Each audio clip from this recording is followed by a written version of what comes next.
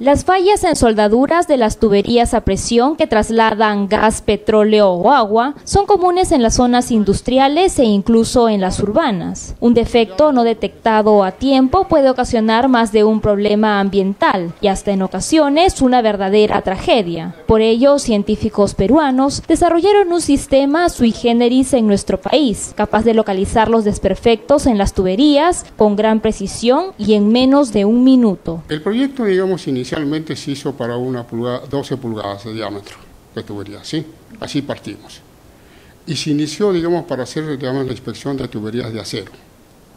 Pero luego, como avanzamos nosotros un poco, vimos que también se podía inspeccionar no solamente acero, sino otro tipo, de material, por ejemplo, que se usa mucho en la minería. El secreto de este novedoso equipo es que utiliza la técnica del TOF, que en español significa ultrasonido difraccionador, un método que sobrepasa las ventajas de la radiografía, ya que no emite fuentes radioactivas y es capaz de intervenir en tubos de cualquier diámetro gracias a su diseño práctico y su rotación de 360 grados. Todas las soldaduras tienen siempre defectos. El concepto es de que si pasan o no pasan, o si están dimensionadas o no.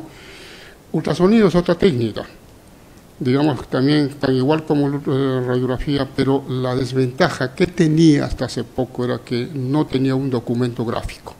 No se podía sacar un documento gráfico, simplemente uno observaba en el equipo, en la pantalla del equipo, de los equipos de ultrasonido, los defectos. Entonces, de acuerdo a esa indicación, el inspector que estaba, calificado, establecía, si es un defecto que se permitía o no se permitía, ¿sí? La construcción de este aparato contó con la colaboración de especialistas, técnicos y catedráticos de la Universidad Nacional de Ingeniería. El resultado es el nacimiento de un equipo listo para introducirse en los ramales de la tubería principal del Gas del Sur. Con esta amplia capacidad, los creadores del exitoso sistema buscan que sea insertado en las obras de gran envergadura a nivel nacional y asimismo planean ofrecer su producto en el mercado internacional. En el mercado internacional, sí, varias empresas ya están